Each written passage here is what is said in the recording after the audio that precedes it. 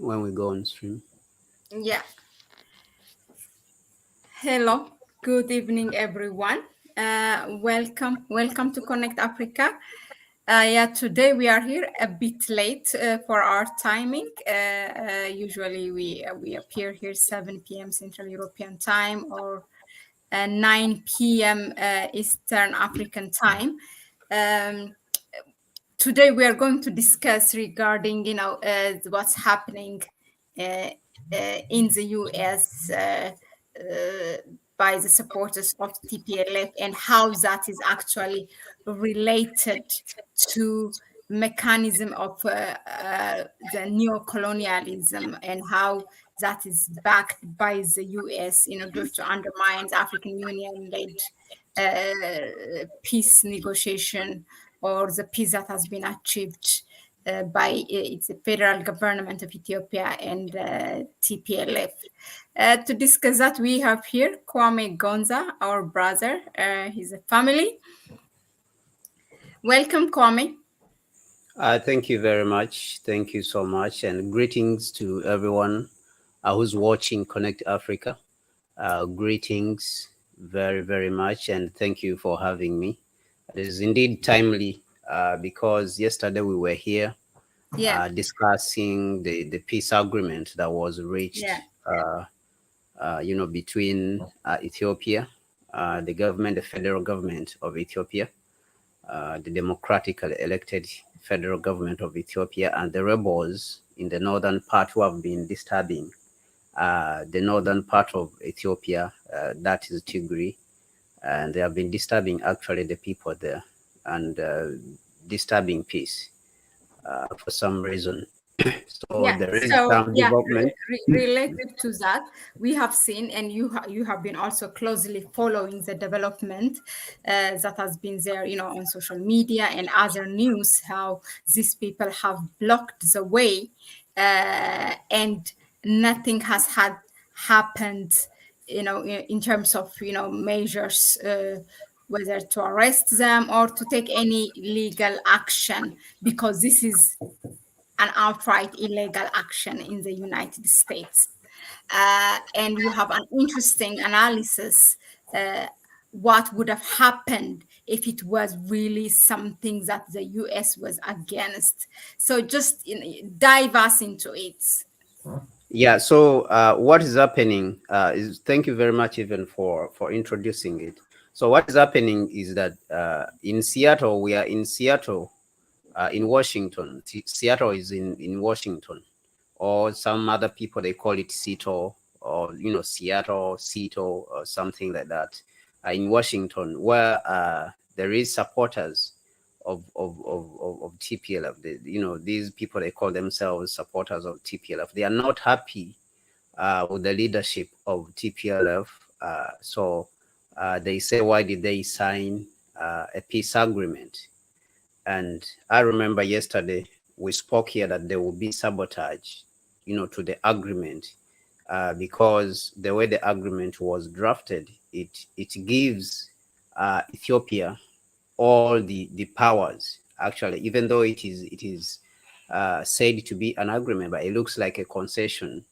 It is actually a concession giving all the power back to Ethiopia, because that was the right thing. Actually, that is the right thing that should have been done. And so the United States definitely is not happy with this, because remember, the United States has been, and the West, the whole West is the United States definitely represents the West, is the flag bearer. All these Europeans and all the other groups, they just follow what the United States does, because these are all Europeans and Anglo-Saxons, and they want to stay, in control of the world, definitely. So they are not happy about this. They are not happy with this agreement. Number one, because it was drafted by Africans. Number two, they were not included.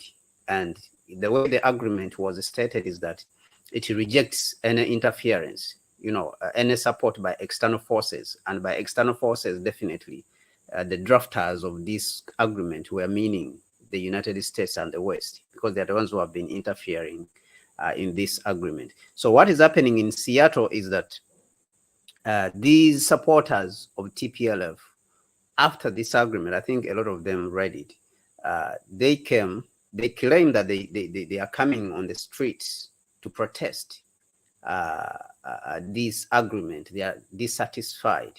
But if you look at the manner in which they are protesting, and you compare it to what happened in 2020 with the Black Lives Matter, which everyone will be able to see once we start sharing these videos and analyzing even the pictures, because we are going to do a forensic audit. We are going to audit these pictures. But what we are trying to connect here is the understanding which we have from the workings of neocolonialism, because it is strategic. United States and its institutions have always been hypocritical in how they operate. On one side, they're talking about human rights. On the other side, they have their media is starting wars around the globe, and they're killing millions of people in Iraq and Afghanistan, Somalia, bombing Yemen, in Pakistan, with drones and killing people. So this is the nature of neocolonialism. And our argument is based on the analysis, actually, on the learnings, on the experience that we have gained with the workings of neocolonialism, but majorly based on the work which was already done by Dr. Kwame Nkrumah. Dr. Kwame Nkrumah published, a lot of work, at length. He published hugely on this subject. It is a recurring theme in his work, even when you read Africa Must Unite. If you read Towards Colonial Freedom, if you read numerous works which he published, but the major work which he dedicated to this, because he wanted the revolutionaries to understand how neocolonialism works, even the next generations which are coming. And so he published a book just dedicated to neocolonialism. And that book is called Neocolonialism, The Last Stage of Imperialism. That book was published in 1965. When it was published, the book, the United States protested. All the West protested against this book. And they said Nkrumah has to go because he was exposing the nature and their hypocrisy and how they work, their institutions, the type of institutions that are coming to colonize in the name of freedom and talking about independence. So I will read a few paragraphs, and then we will go next to the pictures and the videos so that we can be able to understand. And so this chapter is called The Mechanism of Neocolonialism. And he says that in order to halt foreign interference, and if you look at these words, the way Nkrumah wrote them, actually, you may think that he is talking about the things which are, he's here today, because the words, how he chose them, when we are talking about foreign interference, this is what is happening in Ethiopia today. The Ethiopians and the people all across the globe have been, in Cuba, in Venezuela, Iran, all of them have been resisting foreign interference, the foreign interference of the United States. And now even the Europeans themselves, it's not only us that the United States actually bullies. Sometimes it goes even to Europe and bullies them, like how he told them that they should stop buying gas from Russia. And now the people are suffering in Europe, and they are demonstrating on the streets. People in Germany, people in Belgium, people in France, they are demonstrating on the streets. So, but this is all interference, foreign interference by the United States. So Nkrumah says that in order to hold foreign interference in the affairs of developing countries, it is necessary to study, understand, expose, and actively combat neocolonialism in whatever guise it may appear.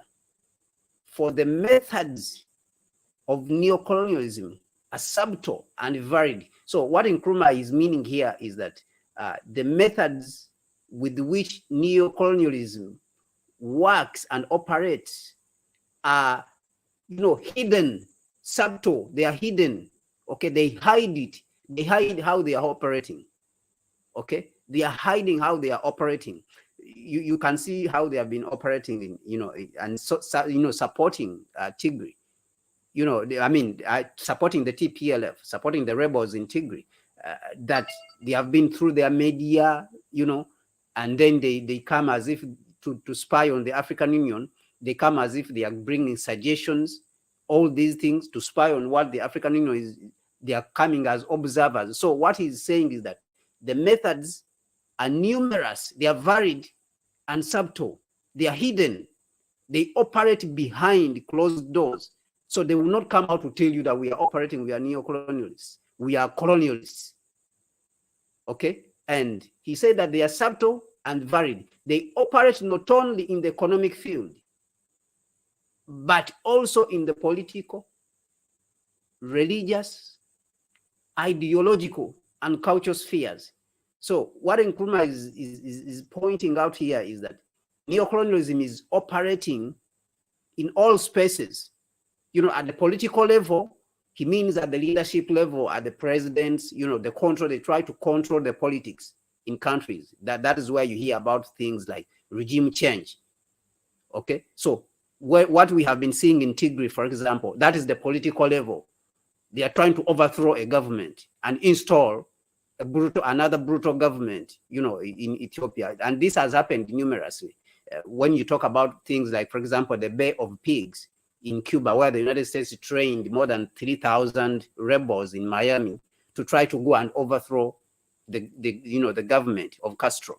And we have seen this, the overthrow of Nkrumah's government in 1966 that happened. This is the political sphere. And then he talked about on the religious level, the planting of their, religious groups, starting religious groups in different countries and demobilizing people, from protecting their country. Certain things are discouraged. Ideological neoliberalism.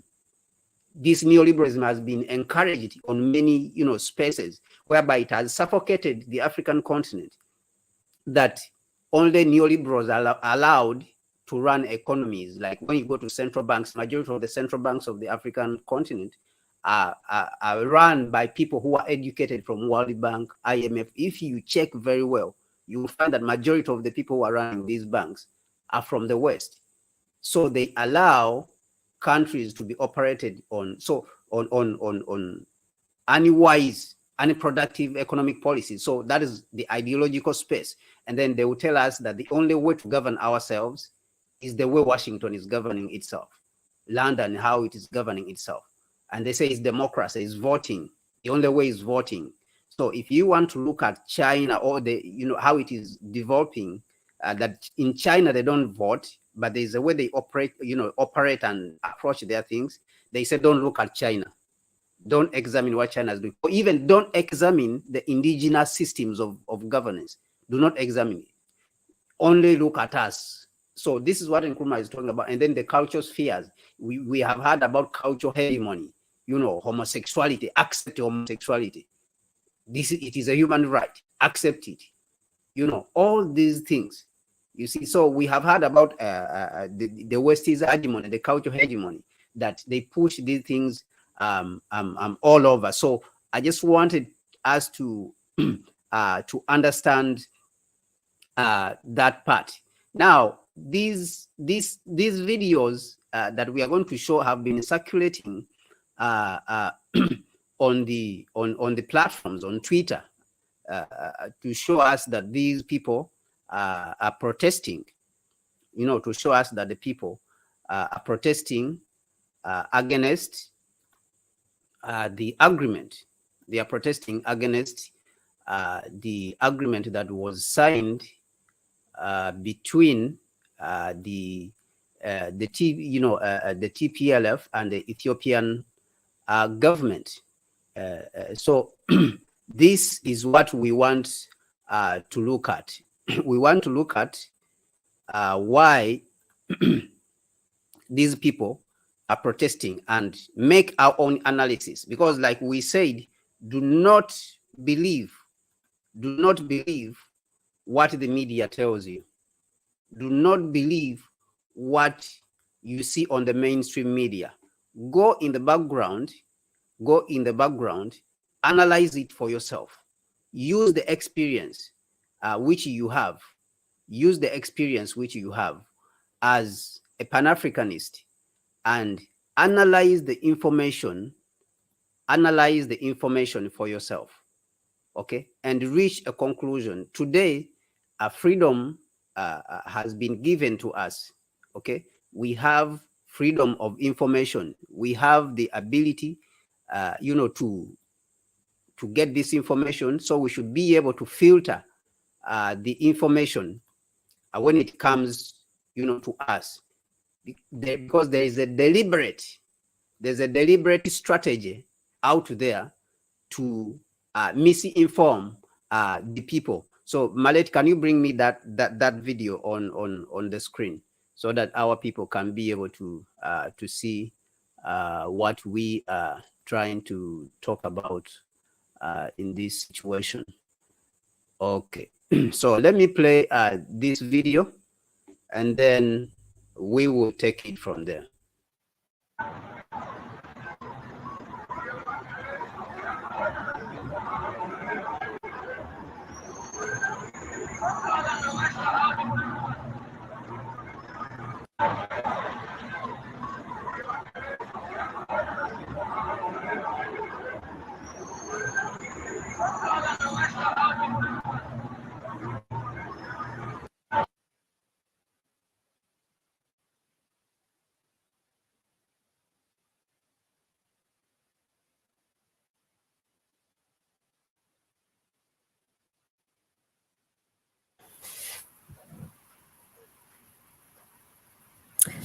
We cannot hear you, Kwame. Okay, so I was saying that I want people to watch carefully, because I want to come back and analyze these videos very well, very well, so that you can understand whether this was a staged event, or it is really people have a grievance. They have a grievance about this this agreement which was signed, which was championed by Africans themselves.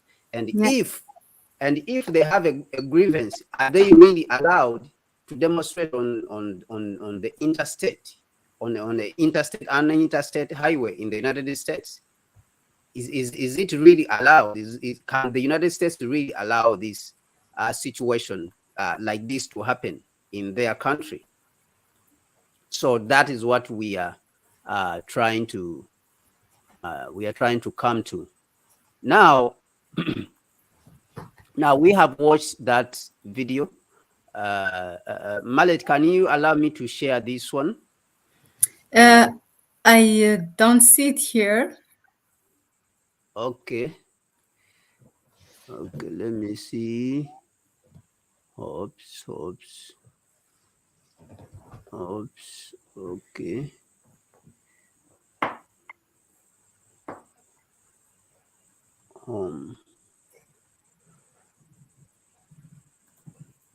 Okay. Yeah. Have you shared it?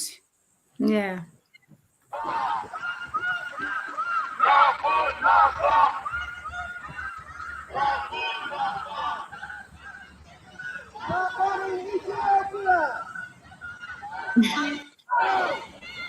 Stop bombing Tigray in Ethiopia. So I want you to look at the policeman. You see the policeman, how he's behaving? Yeah, You see exactly. the policeman? Relaxing. So these guys, yes. If you look at the if you look at the first video, I'm going to share some pictures.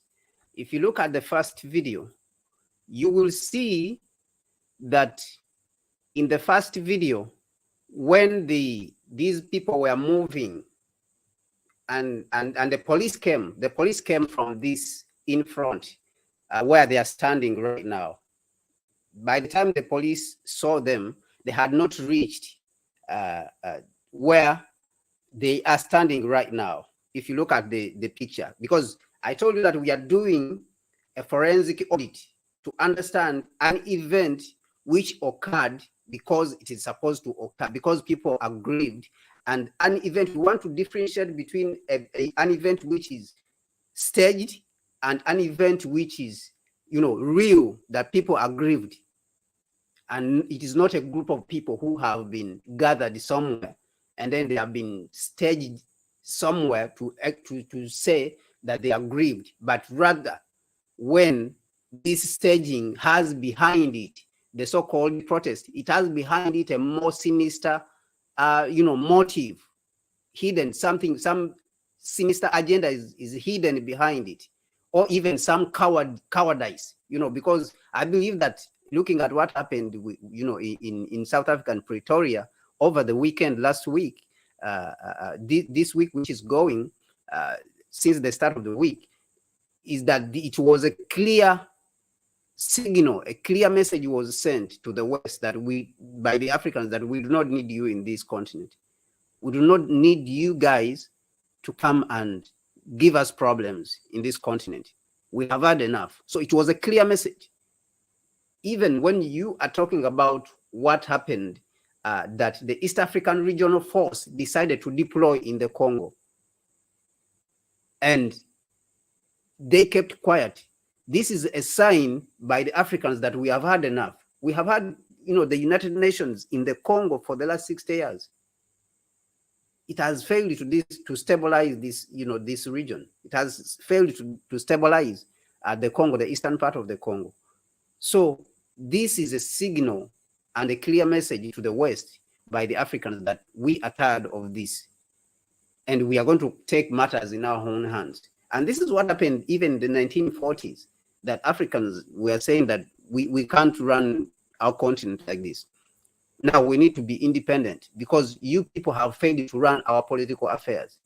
You are telling us that you came here to bring, civilization, but what we are seeing is that you are exploiting our resources and you are making us slaves in our own continent. We are working and you are taking our resources and taking the cash crops. We are just farming for you to feed Europe. So they took matters in their own hands. So this is what I see that Africans even are trying to do even today. So let us look at the video, and we will go back. We'll look at this video, but we will go back to the pictures again and analyze it. Now we are seeing that these people are standing at these markings which they have put even in the road. They have put this marking in the road. So we are asking ourselves, when did they get time to put these markings in the road? Okay, when did they get time to put these markings in the road? If they have just arrived, they have just arrived.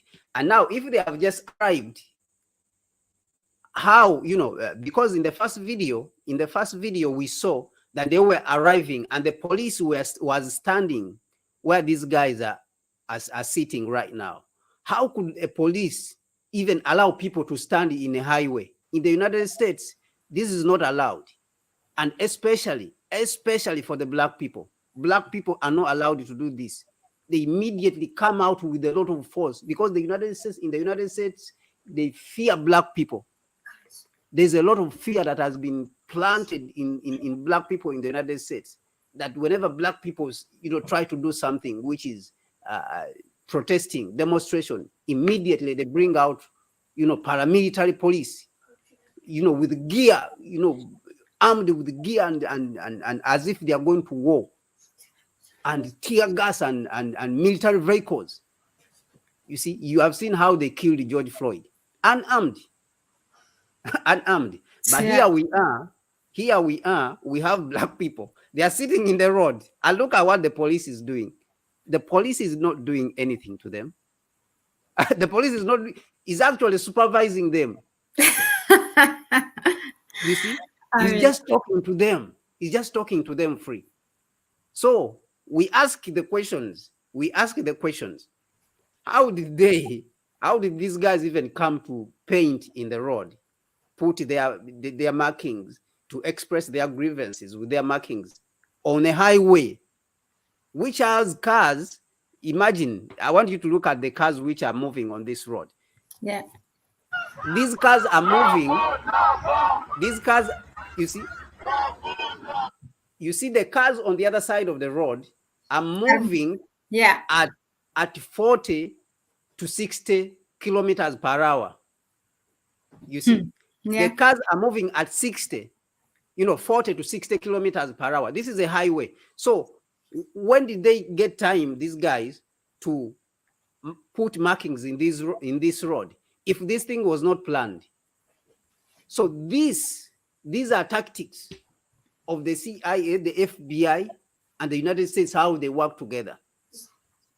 You see, and all this is because of the failure that has happened, that they have been rejected. Now they're trying to see how they can sabotage the peace agreement. They want to use these guys and say, oh, these guys are demanding for accountability, integrity, the same thing which we spoke about yesterday.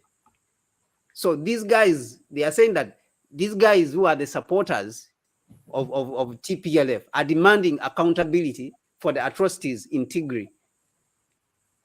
And so we should drag the Prime Minister Abiy and his government to The Hague, to the International Criminal Court.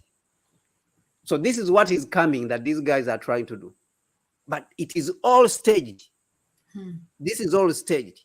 So this means trying to sabotage the government and find a way of infiltrating the government in Ethiopia and plant some puppets in the government. This would be the next stage that we are seeing here. So let us continue and look at the video again. Yeah, look at the police, very totally relaxed, just walking around. Yeah, I think you can see the police guy. Yeah, you can see the police guy. But imagine how they handled George Floyd.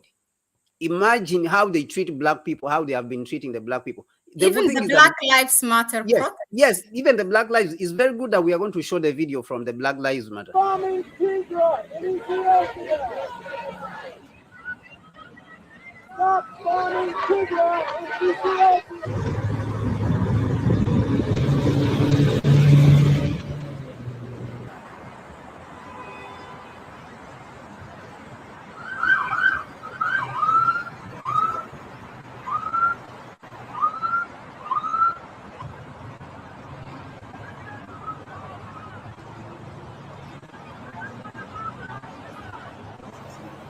Yeah.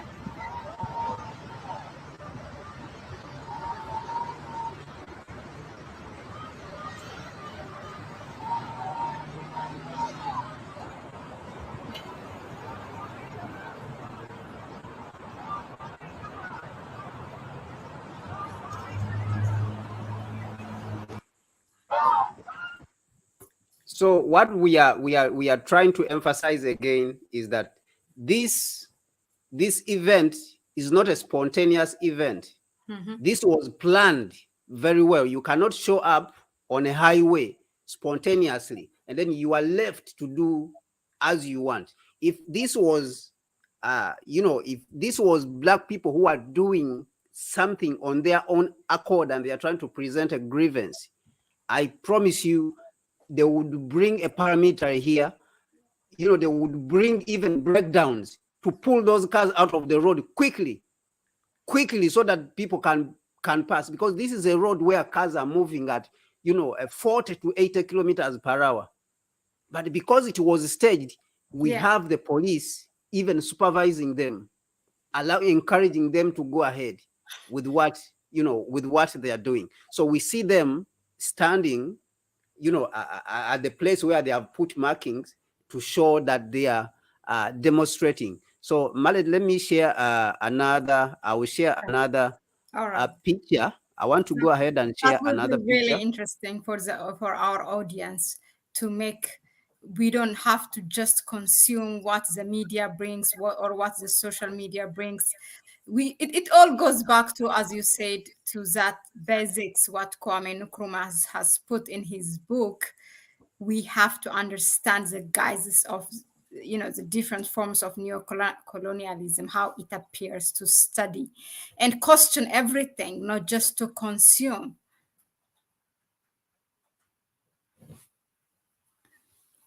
Because one good thing is the imperialists have been very consistent in their methods. It's just us who are not learning from our mistakes or from our history.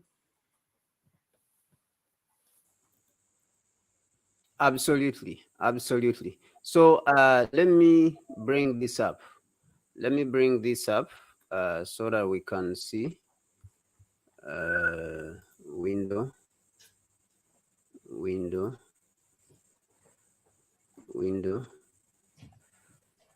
All right. Yeah. So can you see? Yeah. Yes, I'm going to bring now. Oh, no, not this one. This is your WhatsApp page. Shall I remove it? Yeah. Can you see? No, I still see the same. It's a message. Okay. Okay. Let me see.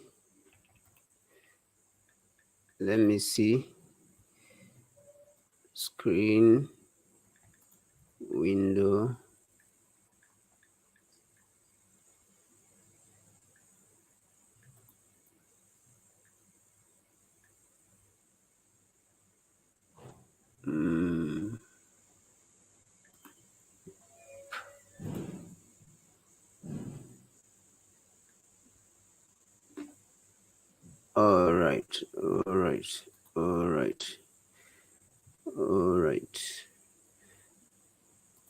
All right. Okay. Can you see? Yes.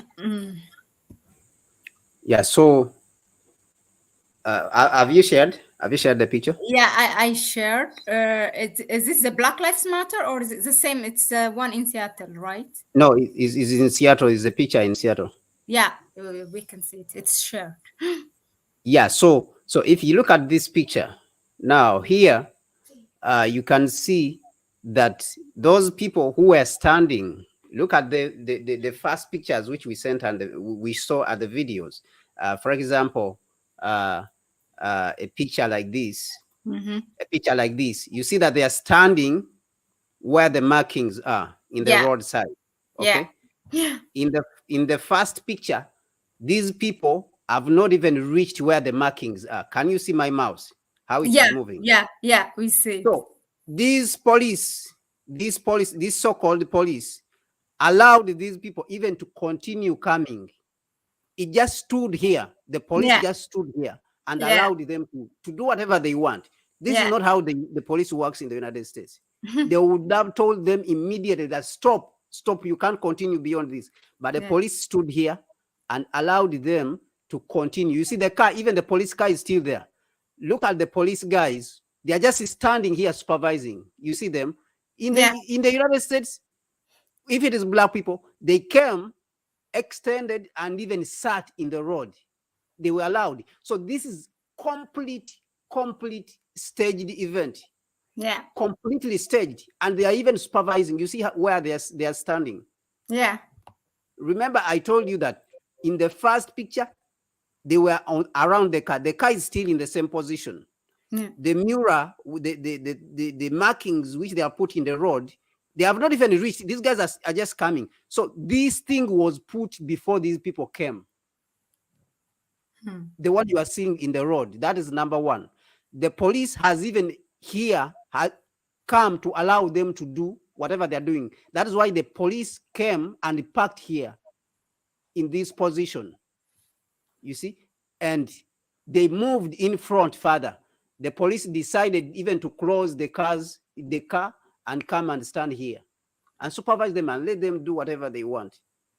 So that means these people are not acting on their own accord. These people are not acting on their own accord.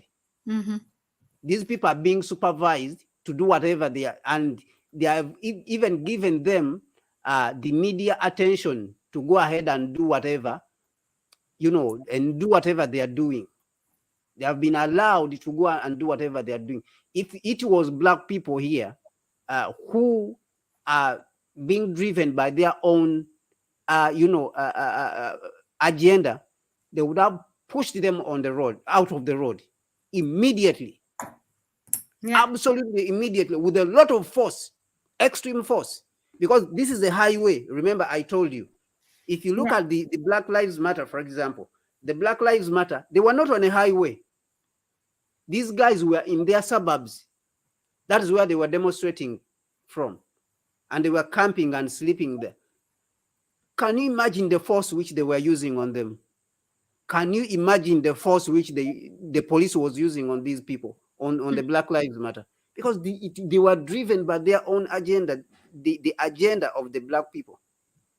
But because these people are being used, these are just being used as tools by these forces, the CIA, FBI, and the United States, and all these hypocrites, the Congress. They're just using these guys for the interests of the United States to actually destabilize the whole of Africa. That is the interest that is behind, and that is how neocolonialism works. These are the workings, these are the strategies of neocolonialism. For those who still doubt, I want to remind you that the United States trained 3,000 people and put them on boats in the 1950s during the Bay of Pigs, the Bay of Pigs in Cuba. 3,000, and they were put on boats and they were sent to Cuba to try to overthrow the government in Cuba. That is the United States and the FBI and the CIA for you. For you, yeah. Those people who do not understand how the United States works, how the FBI, how their organizations are, how evil they are in their operations. This is how they work. So these events, I think, this event, I think we have to be very vigilant as Africans, and especially, try to scrutinize the information. Try to scrutinize the information. I think, Mahlet, let me just show one more time. We want to see this video of the Black Lives Matter. Sure, definitely. That will help us. Yes, that video of the Black Lives Matter. And actually, fortunately, the video of the Black Lives Matter, fortunately for us, the Black Lives Matter video is in the same spot where Seattle, in the same place in Seattle. Wow. Okay. In the same place. That is the fortunate thing for us. And see how they treat the Black Lives Matter issue in Seattle. Look at how they treat them. So let me share the video.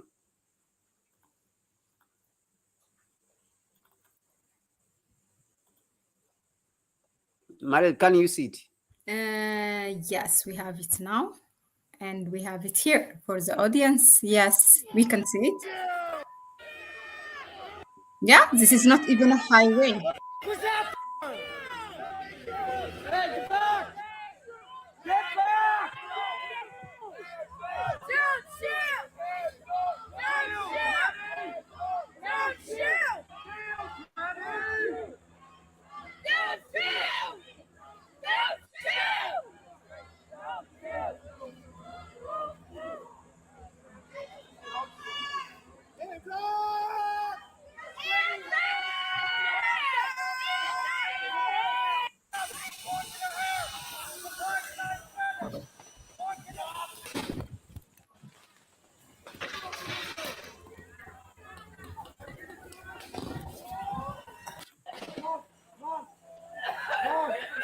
Keep moving!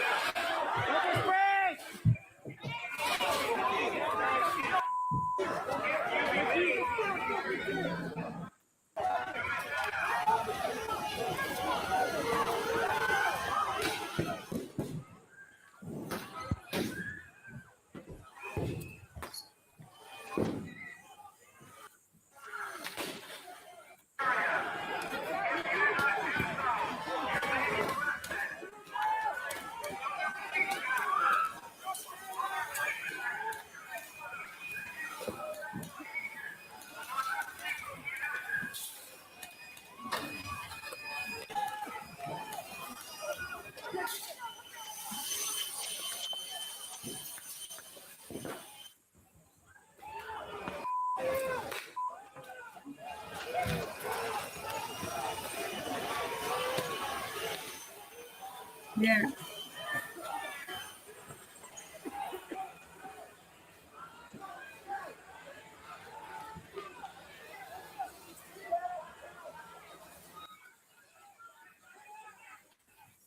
So this is the United States.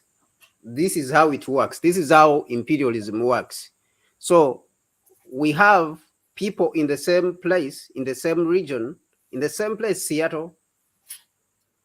This other group is in its own vicinity, you know, minor streets in its own area. These people are on a highway. Now the other group is treated with a lot of force, extreme force. You see, and yet these people who are interfering with everyone else's movement, transport, what communication, goods which are moving on the road, they are left to do even sit in the road. They are just being supervised. The other side, the police is putting on as if it is going to war, as if it's fighting in Iraq. You see, tear gas, rubber bullets, you know, all these guns, all kind of, you know, bullets are coming out. So this is how you know that what is behind these people is not normal, is not themselves. They are not operating by themselves. So this is how you analyze neocolonialism, for you to understand that this is neocolonialism that is working. So behind them, there's something which is coming that you are going to see. They are going to be bringing behind them some allegations. Let us persecute people, the leaders of the army who are, you know, that they were killing people. We should send them to the International Criminal Court. These are the things. These are the allegations which are likely to come with that. And we are speaking it here because those things will come, and then we will come here and people will remember what we said. Interesting, very interesting analysis, you know. Yeah. How, so go on. that is what I had for today, Mahlet, and I just wanted our people to be very vigilant so that they can be able to understand the workings of colonialism and neocolonialism. And all this is because of the desperation. You know, neocolonialism and these colonialists have reached a desperate point whereby now it's about to recycling the methods which have failed, to see whether they will be able to catch anything good. So it's about recycling. So when we inform ourselves about what is happening, is the more we will be in a position to, you know, to protect our continent, to protect the whole African continent, actually, because they just recycle. These things are the same. They are not going to do anything different. So what we are telling you here, those are the things which they are going to come up with. So we just wanted our people to be, you know, in the know about what is happening. To be Thank you very much. No, I really, if I don't know, I know that we said for half an hour when we quickly arrange this meeting, but if you can just go ahead and enlighten us from the book. You know, Dr. Kwame Nkrumah talks about a lot of ways how this neocolonialism come back to the continent in different forms related to media. If you have it in that document, you know, or if you can just tell us how they use media so that, you know, people usually the thoughts, the starting point is media, whether it's social media or mainstream media, it is the media. So for people always really to be vigilant, just throw some words from Dr. Kwame Nkrumah, what he said about it. Yeah, definitely. Nkrumah in this book, you know, at length talks about a lot of things. Like we said, he mentioned the political aspect of things, where they come through political means, trying to overthrow government and plant their own governments on the people, even though people may not want those governments. He mentioned the economic sphere, and in this book, actually, he mentioned the World Bank, he mentioned the IMF as tools which are being used to recolonize the African continent. Reason being, these banks are full of funds which are majorly put there by United States, because the United States is the major contributor to these organizations, and the United States is the major, colonizer. You see how Nkrumah says in this paragraph here, foremost among the neo-colonialists is the United States, which has long exercised its power in Latin America. So he's talking about Latin America. Now you can see what is happening in Haiti. And I think Hamila Arigawa has been mentioning this. They even did a program on it.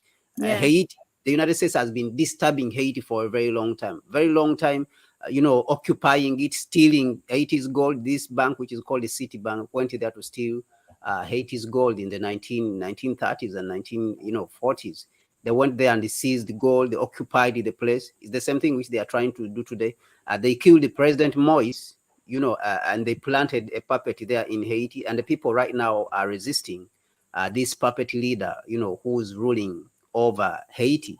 And so people are fighting to put the United States in, off their backs. Okay, so this is what Nkrumah is talking about. That foremost among the neo-colonials is the United States, which has long exercised its power in Latin America. Fumblingly, at first, she turned towards Europe. And then, more certainly, after World War II, when most countries of that continent were indebted to her. Since then, with the methodical thoroughness and touching attention to detail, the Pentagon has set about consolidating its ascendancy, evidence of which can be seen all across the world. Who rules in such places as Great Britain, Germany, Japan, Spain, Portugal, or Italy? So Nkrumah is asking these questions now, because we can see, even at the beginning, we were talking about how the United States turns around and even bullies the Europeans. You see that, you can see that recently, I think it was around last year, at the beginning of this year, or around last year, the end of last year, the United States came and took a deal where France was supposed to supply diesel submarines to Australia. The United States came and bullied France and took over the deal. And France was very, very angry. They were very angry because the United States said that they will supply Australia with the nuclear submarines. So France was supposed to make some money off these submarines. So the United States said they will supply nuclear submarines, and they destroyed that deal. So Macron came out to protest, and he said that this is not how things work. So they don't only bully us, actually. They bully also, the United States bullies also the European countries. So this is what Nkrumah is talking about here. And is asking the question, who rules in such places as Britain? Because all these now, they have become, there's something which I normally say, that Britain, even though Britain was instrumental in forming the United States, Britain is like the mother of the United States, because majority of those people who formed the United States came from Britain. So, but after becoming very powerful, United States is a child which turned around and started molesting the mother. And molestation or raping the mother. That is how it is. Because United States, whatever it says, Britain must follow. It has to follow. Britain has to follow. And then you add these other, France and Germany and all of them. As Nkrumah has mentioned, Japan. When you see what the United States is saying, Japan says the same thing. And it's because Japan fears China. Japan fears the retribution from China. Japan went and colonized China, and the Chinese have never forgiven Japan. So Japan sees the only way of surviving is to hang on to the United States and do whatever the United States says. That's the only way. That's the only way for Japan, because it fears that China is coming to revenge. And the Chinese have never forgiven Japan.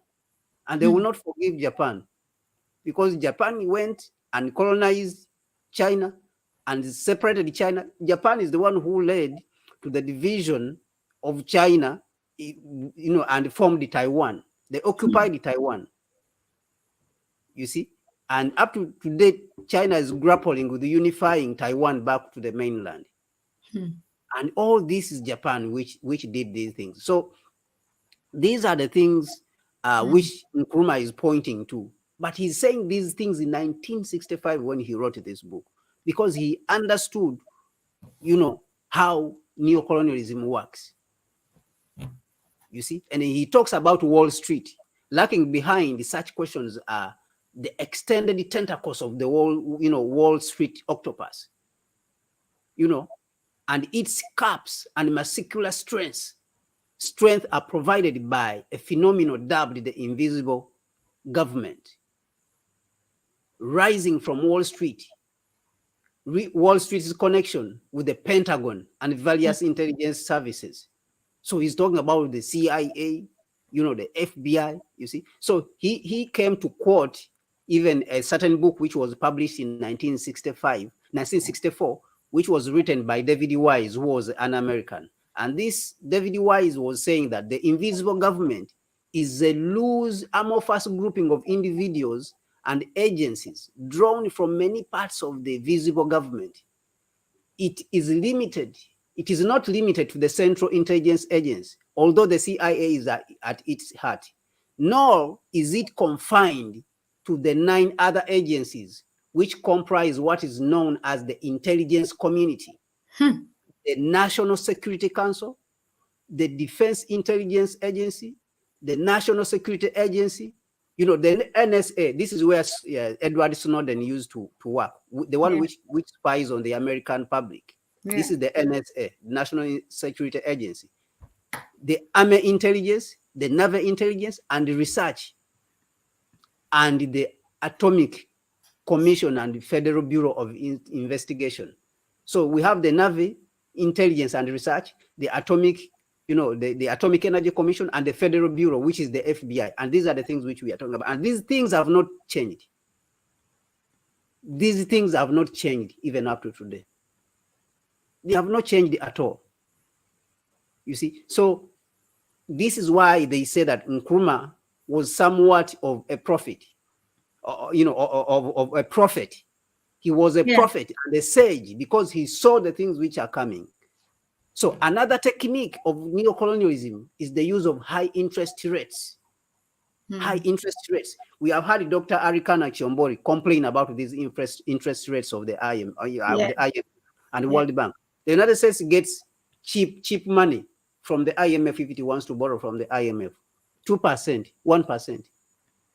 Africa and the poor countries who should be getting the low interest rates, how much they?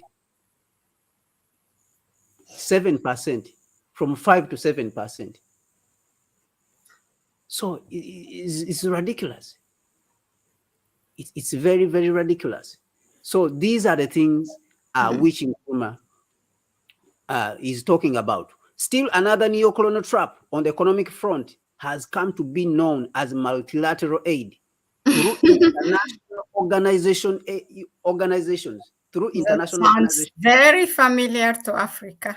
The International Monetary Fund, the International Bank for Reconstruction and Development, known as the World Bank, the International Finance Corporation, and the International Development Association are examples, all significantly having US capital as their backing. These agencies have the habit of forcing would-be borrowers to submit to various offensive conditions, such as supplying information about their economies, submitting their policy and plans to review by the World Bank, and accepting agency supervision of their use of loans. You see? So these are all clear, these are all clear writings. This is a clear message. I really don't even need to, enumerate, talk about it anymore. Increase the Chinese activity was responsible to some extent for a large amount of aid offered in 1964. Though China contributed only a quarter of total aid committed, the Soviet Union provided half, and the European countries a quarter. Although aid from socialist countries still falls far short of that offered from the West, it is often more impressive since it is swift and flexible, and interest rates on communist loans are only about 2% compared to 5 to 6% charged on loans from Western countries. And these are the countries. So Nkrumah was telling us this in 1965.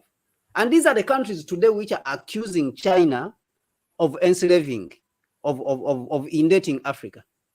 These countries started indebting us in the 1940s. They started making Africa highly indebted, HIPIC, in the 1960s.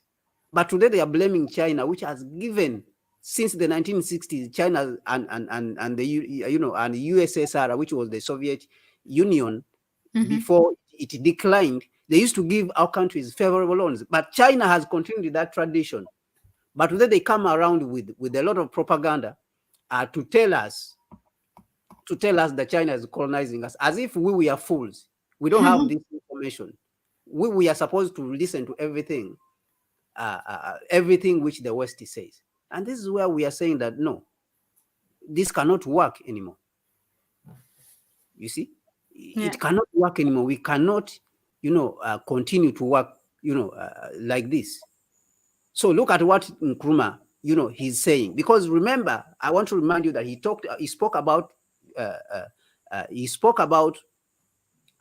spoke about the numerous methods of neocolonialism. And he said that for us to understand neocolonialism and defeat it in our developing countries, we have to expose it. We have to understand the methods which they are using, the political, economic, cultural, religious, and all these media, how they are coming. We have to understand how it works. So listen to what Nkrumah is saying. Even the cinema stories of fabulous Hollywood. Yeah, I was just reading that. Very interesting. Even the cinema stories of Nkrumah is writing in 1965. Eh? Even he's talking about Hollywood.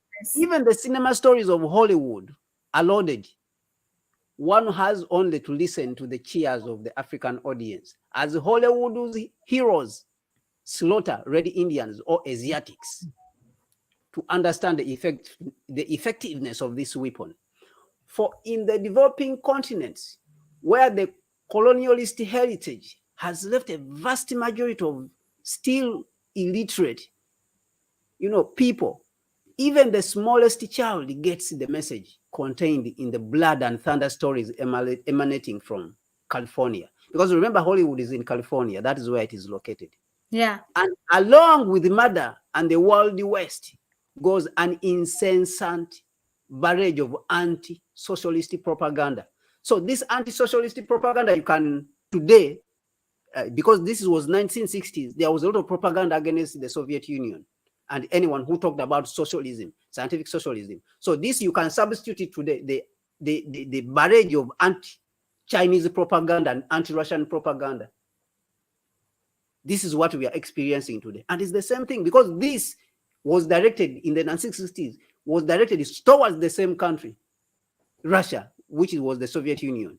And it was directed towards China, because China was developing under, the lines of socialism. But even today, when you hear in South China Sea, this is the same thing which Nkrumah is talking about. Yeah. The same propaganda, in which trade union man, the revolutionary, or the man of dark skin, is generally cast as the villain, while the policeman, the gumshoe, the federal agent is talking about the FBI. In a word, the CIA type spy is ever the hero. We saw the movie Black Panther. The CIA guy was cast as a hero. The movie Black Panther, which appeared. The CIA guy came in the movie, which is supposed to be depicting Africa, how Africa has advanced. He was a hero. These are the things Nkrumah is talking about. Here truly is the ideological underbelly of these political murders. which so often use people as their instruments. Why Yeah, Hollywood takes care. before we get out of Hollywood, a very typical example will be also, how they depicted the Black Hawk Down, about their Somali or their operation in Somalia. Yes, That's what yes, part yes. of. So that movie, the Captain America. Yeah, there are many, and then also that movie they cast the the avatars Somalian, in the 2012. Somalians, the Somalian people were cast as pirates. This is Hollywood, which Nkrumah is talking about. The dark man is the villain. The Somalians, they were pirates. The white people, they are saviors. They were fighting against pirates. But they don't tell you that the United States came and bombed Somalia and destroyed the country, and people became homeless. They destroyed the economy. People have been suffering in Somalia since 1993.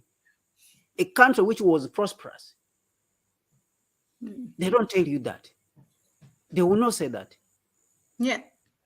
They will And just the make a Avatar, movie and how say they they are come. pirates. Yeah, and the movie Avatar, how they came, those white people and savior of those very, natural indigenous.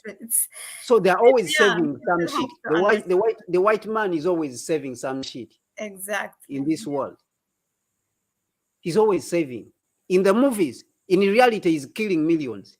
Yeah, very, very good. In reality, he's killing millions in Iraq. He's giving weapons, people fighting against themselves in Ukraine, killing millions in Afghanistan, Vietnam, bombing, dropping nuclear bombs in Japan. But in movies, they are saving. You see?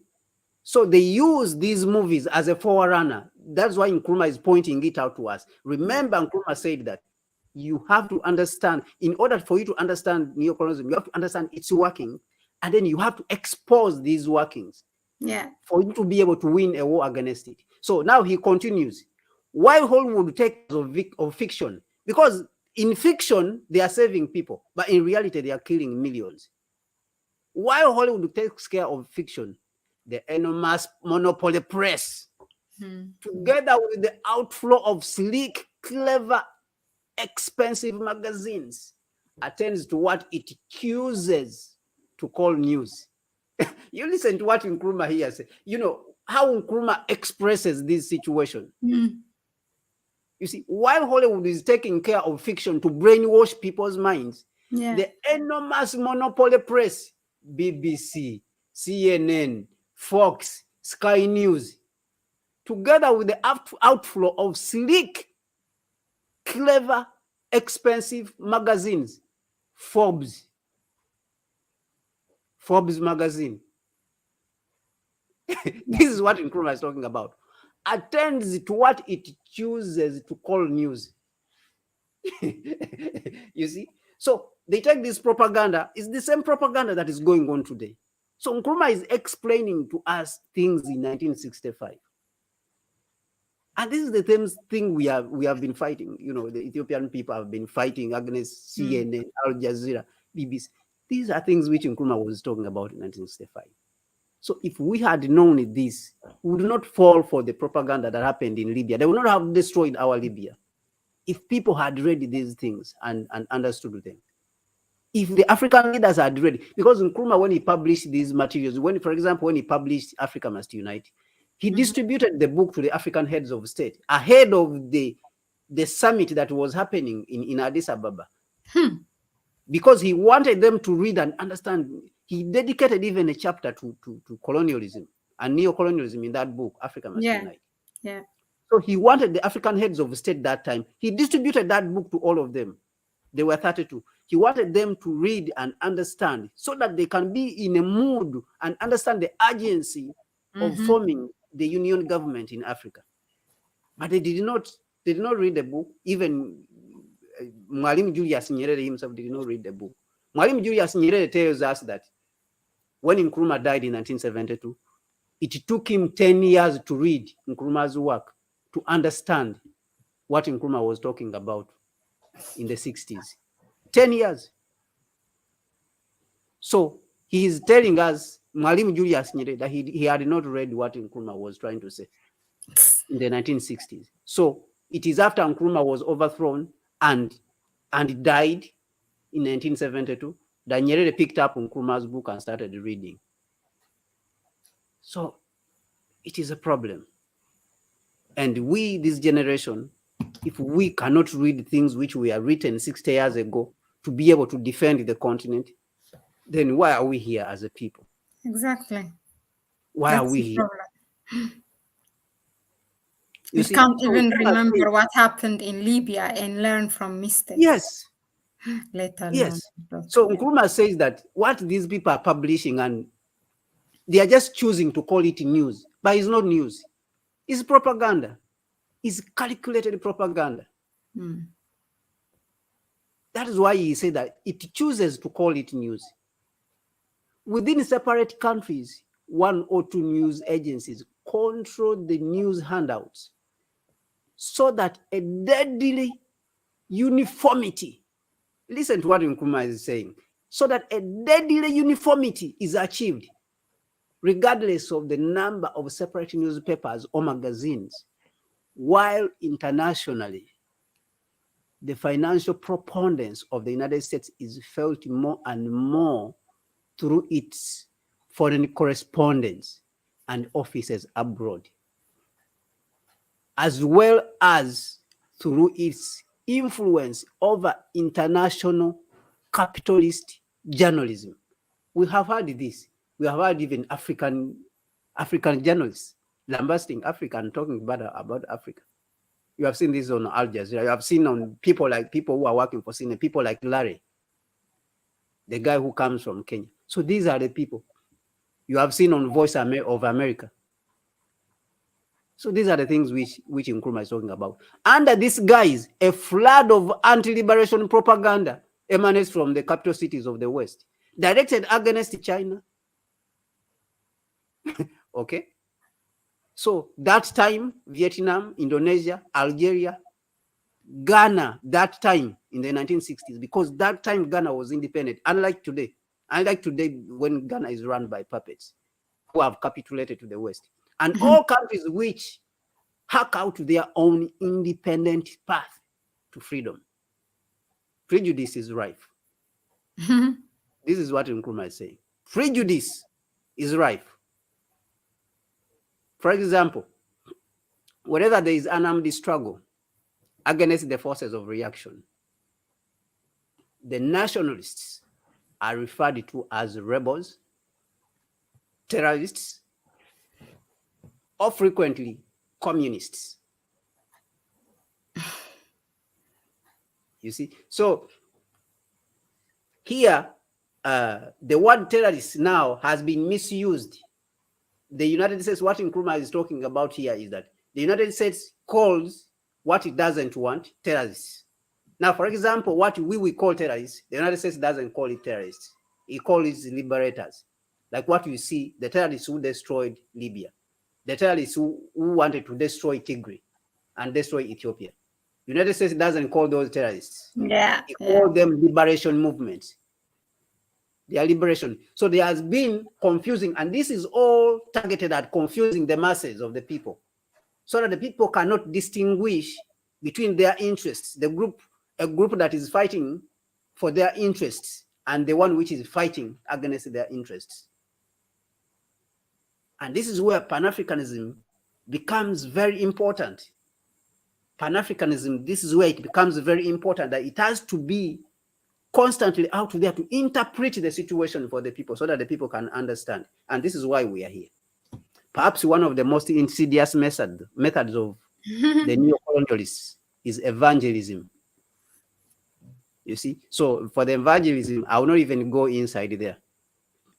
I will not, because it talks about the Jehovah Witness, where they tell people that they should not carry guns, they should not, so that people will not take on the duty of protecting their nation. That is what this Jehovah Witness group and Mormonists, they were created for. But the United States, they were created in the United States. So this is Nkrumah, how he's talking about the methods, the various methods within which, because he spoke about the NGOs somewhere, all this he spoke about it. That is why this chapter is named The Mechanisms of neocolonialism, because he enumerates, he digests for you how neocolonialism works. If you read this book, even if you don't read the whole book, go online and look for this chapter. Just type in this. Yeah. And it will come to your screen. Yeah. Just type it in. Type it in on the internet and just read this one chapter. It is enough. It is enough for you to understand how neocolonialism works. And read it repeatedly so that you can be on the guard, because the moment you drop your guards down, the information comes and you don't, relate it to what you read here, then neocolonialism has a chance of taking you over. But when you have all this information, it helps you to immediately assess the information which has come and say, is this real? Is something driving this information? Is this disinformation or it is real information? So it helps you. So a chapter like this one, like I said, even if you don't read the whole book, just get this chapter and read it. Read only this chapter. Google it and you get it for free on the internet. Read it. Just take the words the way they are here and type it in the internet and read it. You will be able to understand how it doesn't need explanation. It's complicated issue he's trying to tell us, but also in a very direct English. You will just take it as it is. It's yes. So I want people to understand the message, and that is how also we were able to come and interpret for you what this group they say that is demonstrating in Seattle is about. That group is not up to anything good, because there is a force that is hidden behind them, and that force is trying to cause something sinister to continue to destabilize the government, the democratically elected government in the Federal Republic of Ethiopia. I thank you very much, Mahlet. Yeah, thank you very much, Kwame. Really, I mean, we have two sessions today. One is, of course, analyzing, as you call it, to take your word, a forensic look of this protest that's going on in Seattle, and very well analyzed. Thank you very much for throwing light on that. And also, we have touched upon, not really touched, we really took time, and I'm glad that I asked you that question on this chapter of neocolonialism in Dr. Kwame Nkrumah's book, which I recommend everyone to go and read. I did take my homework and I did read. It's very, very interesting. It's going to be useful forever, really, until we wake up and unite. That book is useful. It's just a big book. Every time you go, and when something happens, you go and check and interpret it for you. So yeah, thank you very much for all the audience who have been here. I see that you have shared a link here, right? You sent yes, you can use that link and share it on the chat, and share it also on the comment section, so that people can go out there and read that chapter. It's very important for our people to read and understand, because that's the only way we are going to inform ourselves and be in a position to analyze when colonialism and neocolonialism constantly rears its ugly head to try to destabilize the continent. All over the continent, we have to defend the whole continent. Yeah, thank you, Kwame, as usual. So thank you for those of you who have been with us. It's really, I do trust that you have learned a lot from this, and have a good weekend, everyone. Bye. Thank you, Mahlet. Bye. Thanks, Kwame. Bye.